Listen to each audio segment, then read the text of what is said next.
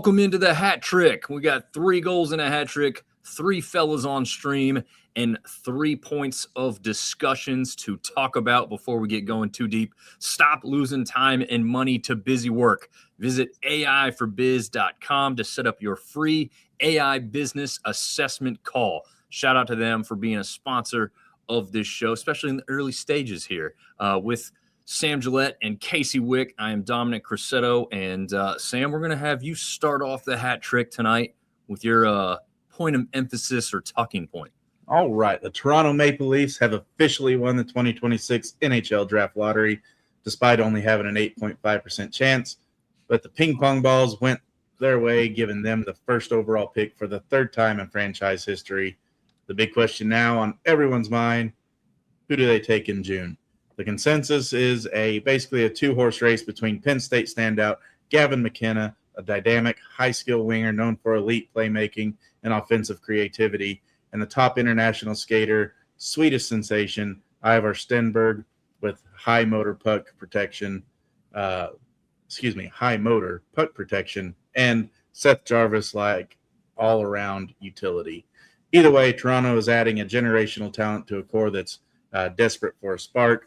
Fellas, who are they taking? What's your best guess, or someone completely different? It's got to be McKenna. I mean, this is a guy that everybody was talking about, and it was like which college was going to get him. He surprises people, Casey. He goes kind of close to you there up in PA. Goes to Penn State, where there was a little bit of legal trouble. I guess that could be the talking point here, right? Like, is that enough to knock him from first?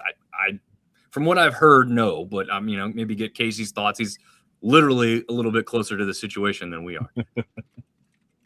I'll be honest with you, Dom. Like, they have kept it pretty under wraps here in the state. They're apparently trying the University of Georgia route, but no, I mean not even being from PA, I didn't know this. Penn State has one of the largest donor bases in all of the NIL among the top NCAA programs. So it doesn't surprise me that they focus on their sports. They're a wrestling powerhouse. They're trying really hard to become the hockey powerhouse. I don't think they're going to get there in football. I don't know. I don't think they hired the right coach. That's another story, though. But I think they fired the right coach. Well, they definitely fired the right one. But as far as hockey goes, I don't know if legal troubles are as much of a deal as they are in, say, the NFL, where everything is put under a microscope. True. You almost kind of want somebody that has a little bit of a mean streak there and is going to have, a little bit of off the field trouble, as long as it's not going to get them in jail. Yeah. So I don't know if it hurts his stock as much, but he is one heck of a player. Yeah. Did you see the tweet that was going around? It's becoming a little bit more popular. It said, breaking news, Gavin McKenna has decided to meet with state college police and turn himself in hopes of getting arrested so that he can't be drafted by the Toronto Maple Leafs at number 1.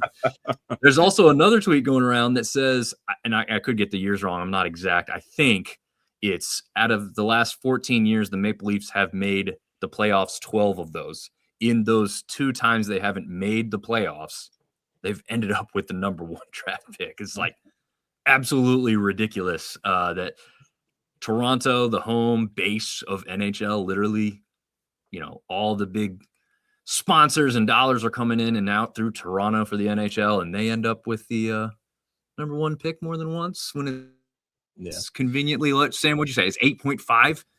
Yep, 8.5%. I think it was the 5th best percentage chance of getting the number 1. So yeah. It's insane. Second year in a row, San Jose's been number 2, and the guy, Mike Grier, former NHL player himself, is just like, of course. And, of course, Vancouver comes in at number 3. But so going with the homegrown Penn State guy kind of ties into last week what Casey was talking about. How do you grow the base? Does that hurt that he'd actually be going out of the country to Toronto? Or will it still help grow the fan base in the United States to that level of getting up there in the football, basketball, baseball ranks as far as viewership and all that? Should they let Toronto take the international kid and let the United States guy go to a San Jose or not Vancouver, but somebody else. I mean, I'll say that they should have who they think, but I don't think it hurts if it's the kids from the States or anything. I mean, I'm talking about just for viewership, for people following along. They want to okay. see the States kids stay in the States versus going over. Technically, it's international, still in the National Hockey League, but somewhere, and that's something that we talked about last week. You don't get to watch these kids through their early career because they're overseas or wherever. Yeah. Now you have a Penn State kid. Yeah. Penn State kid, but he is Canadian. He came down and got paid from Canada, so he's kind of returning home. But I see what you're saying. Like he's become an American symbol because of being at Penn State. Right. I mean, I don't think it hurts. I think you kind of grab. Here, I'll talk to both of you about this point real quick to prove my point to some extent. Fantasy sports have become really huge, right? A lot of us now value and favor players over teams as a general, conception for what we like about sports. If you're at Penn State and you watch this kid, maybe had class with him or interacted with him or saw him close up or something, are you not maybe like rooting for the kid? Do you maybe buy a Toronto Maple Leafs hat all of a sudden or tune into a couple more games? I mean, I would. Yeah, I think to your point, Dom, like the biggest thing is what's get people's attention. It's seeing it on TV. So them being at Penn State draws more eyes from the American viewership. We know Canada and how they feel about hockey. It's their sport. Well, it was until Olympics happened. Right. Yep. CSC goes against 4 years, losers. I mean, does he even want to go back at this point? Maybe not. I mean, I don't know. I mean, yeah. That's a whole other thing, their country and the way they treat their citizens with stuff. But I think as you grow, like the viewership on it, and I almost feel like sports now with ESPN becoming such a huge juggernaut of it, you're going to have to find a second network to take like the NHL viewership and like just because right now there's no competition there at ESPN. They do what they want and that's it. Like, but yeah, I mean, it would be great to be able to get him on TV at Penn State more to get people to go into the college game to actually view and develop a fan base. Because I mean, what do you think about? We talked about college basketball, how it's changed on our previous shows about how one and dones. You don't really root for your school anymore. You like if you like a player, he just goes to the NBA, and it is what it is. If you can actually start to get kids to follow hockey from like a young age, I think it's good for the sport. I think it's actually better for the U.S. in terms of growing it. Canada's they're gonna follow it regardless. True. Sam, what's your thoughts on that? I mean, you're in like the deepest part of the South compared to all of us. So, like, what do you think about that? Pass. I mean, yeah. I mean, can I just say this real quick? Something that's been weighing on my mind for the last week and a half, 2 weeks or so. I'm going to start a program where the viewer or anybody can send me money, and then I will buy your least favorite team's jerseys, and they will lose. Little backstory. I bought some Dallas Renegade merch, took my son to their game. They've lost their last two. I bought my first Dallas Stars merch last week. They lost both their games and eliminated from the playoffs. So anybody that has a hockey team still in the playoffs that they really need help, toss 50 my way and I'll take care of it for you. Casey's going to volunteer first with the Flyers gear. I think it's funny. I was going to say I'll give you 100 if you buy Dom's jersey from him.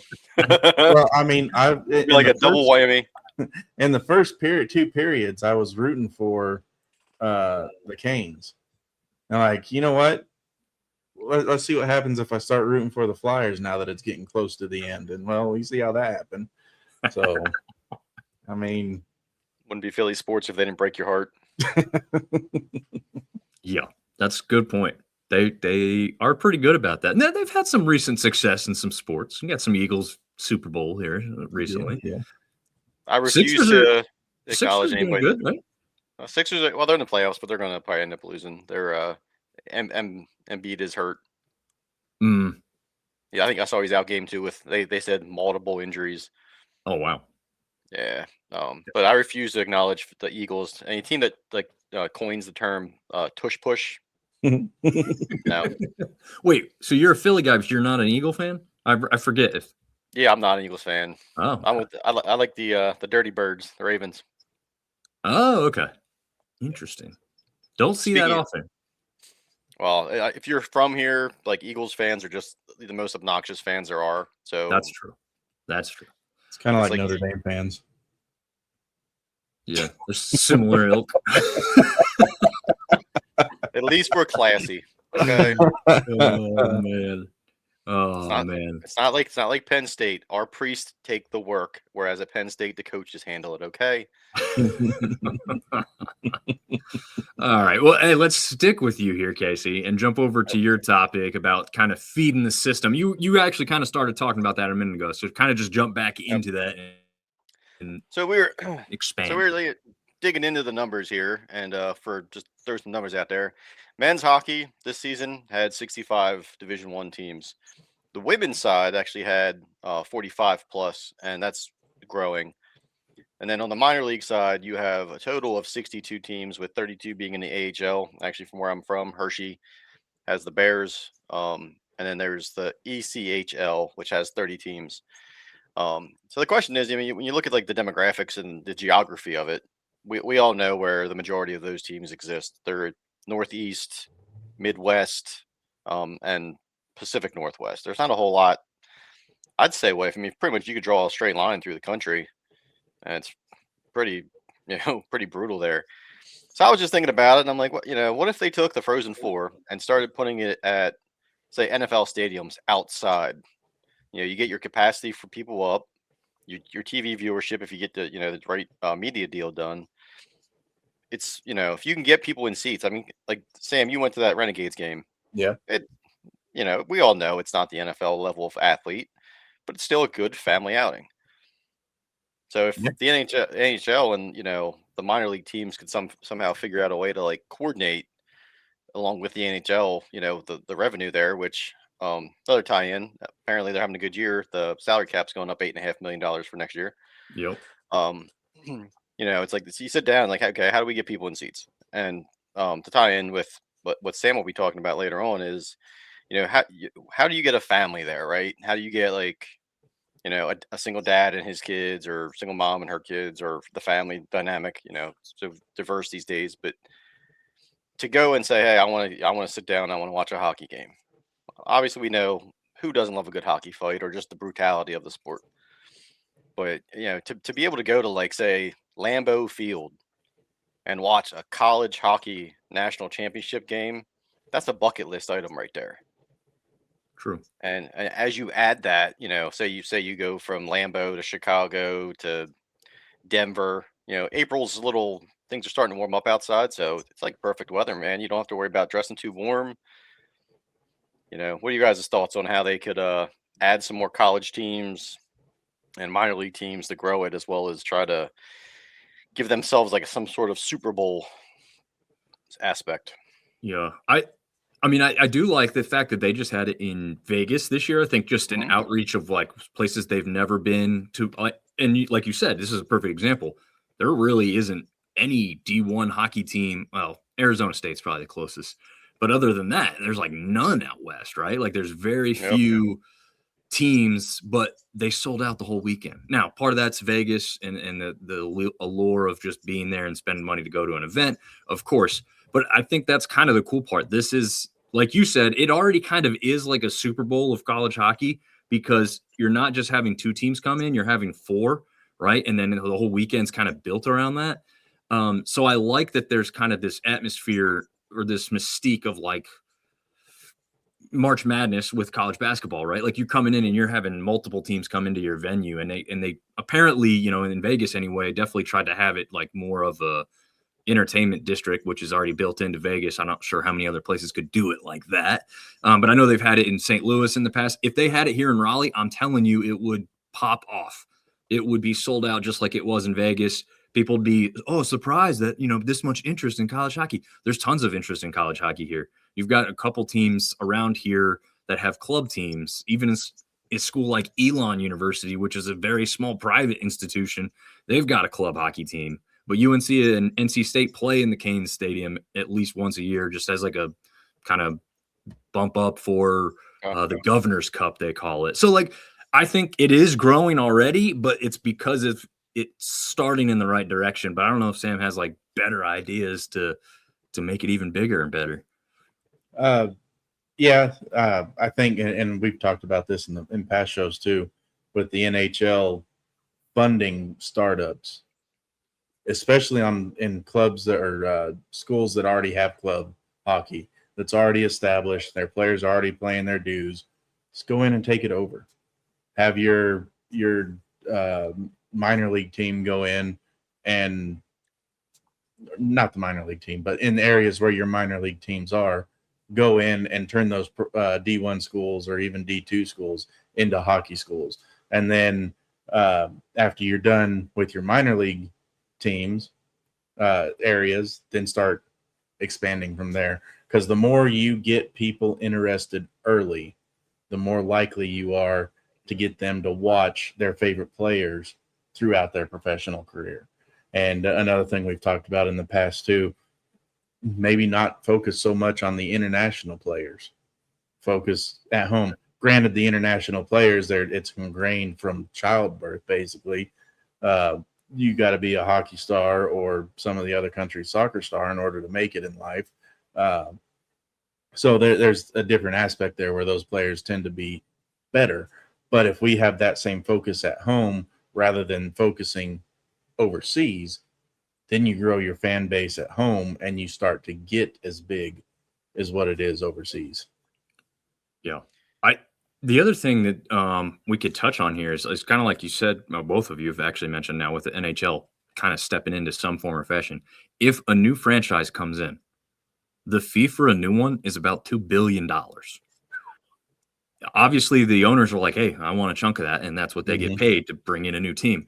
But if they took a small amount of that and gave it to, 2 colleges and says, hey, this isn't enough to start it from the ground up. But if you guys are close and you have a donor who's like, man, I can do this much, but I need a little bit more help. We can fund the rest of that, because like you said, this all funnels back to you in the end, right? You're not going to see a return on it initially, maybe right. Not for 5-10 years, but as this helps grow the league, this helps fill more spots in the league. This helps the United States stay better in hockey because more kids are playing. So your player pool is larger to choose from, although it hasn't helped in U.S. soccer all that much, apparently. But, hopefully, those are the types of things indirect. But, it's all about the dollar signs. And when you see it's going to cost you something and not have a real immediate return, that's probably where the downside is for that to actually happen in the real world. But yeah. And to segue into your topic, you can't raise your prices to try and bring in the revenue to do things. So, Dom, why don't you tell us a little about pricing? Yeah. You're seeing it really across the board, and I'm sure we'll have specific examples, both either from hockey or just in general with sports, but obviously this show's about one specifically. So if you're talking about going to a game, let's take the playoffs even out of it for the initial part of the discussion. You're just, like you guys said earlier, you got a family of 4, maybe more, or maybe 3. I have 3, so we can use that as an example too. It's not even just the cost of the ticket. It's the cost of the parking. It's the cost of the concessions to eat while you're there. Your average ticket price for a family of 4 in 23-24 was the best metric I found for this, because I guess some of the other numbers are so new. It's $498. You're talking about $500 to take a family of 4 out to a hockey game. And that's not even including the past 2 seasons, right? Because this season's metrics aren't even really out yet anyway. They might have been out from last year, but maybe it's not clear enough. So we'll take the one that was more concrete. But just about 4 years ago, that total was 425, which also isn't cheap, but it wasn't almost $500, right? And that you could spend that 75 on the food, because that's that's probably $75 probably doesn't even cover like an actual meal. You know, you could say you got from a concession, you include a $7 or $8 drink, you know, chicken tenders and fries is 13. And the prices are astronomical. You could throw in the parking. The parking here in Carolina, right? They got the tailgate scene. They always talk about the tailgate scene. Southern people love to tailgate their hockey. Got a great setup for it currently. It's going to change here soon. But that alone, if you don't pay up front, it's like almost $40 for a regular season game. They've actually upped that more for the playoffs, which is hilarious to me because you get nothing more of parking your car in it. You also don't get any protection. There's no security patrolling the parking lots. They've had car break-ins. You know, I mean, like, this is just comical. Like, I'm paying you more and I get literally less for what my turnaround is. So, I mean, your average ticket price 4 years ago was $75, just over $75. Now it is approaching $90 or just more. Again, these are about 2 seasons ago with these official numbers here. So, and then like, let's just bring in one more thing, right? There's a lot of gear you could choose from. Let's take what I'm wearing here, a jersey. Your common average jersey price for anything that's decent, right? You can go get your knockoffs anywhere, but a decent jersey is going to be hovering around $200+. If you want the true, authentic on ice replica, not replica, I shouldn't say that. The authentic jersey on ice that the players wear, you're looking over $400. So for the price of one jersey, if you go with the high one, right, you could pretty much take your whole family to one game. And then if you get, you know, 2 jerseys of the cheaper kind, that's the cost of a game. It's just all astronomical. And Casey, let's start with you on your thoughts on all of that and what you're seeing locally to you too. No, I mean, I agree with you. I mean, like for me, like I can drive to Philly and be at a Flyers game in like an hour and a half, depending on the crazy drivers that, you know, drive down there. It's one of the worst places to drive in in the country. And then I got Hershey, which is like 45 minutes away from me. I never understood why the jerseys are what they are. Like, and I'm like with the NHL having the Fanatics sponsorship. If you've bought a Fanatics T-shirt, I'm pretty sure you could go to like Walmart and buy a Hanes brand, and it's a better quality T-shirt. Like Fanatics is, I mean, they're employing the sweatshops in China, you know, over and over time. So like, I never understood the reason why you're paying a couple $100 for, you know, a hockey jersey when you used to be able to get a football jersey for a lot less, but football's getting ridiculous too. Yeah, I think as an owner of the club, you guys sit there and like, okay, how to maximize profit to pay my players and staff, and you know, but really, like, you really think parking, like to your point, is, you know, where you want to start like kind of scalping people for their hard-earned dollar?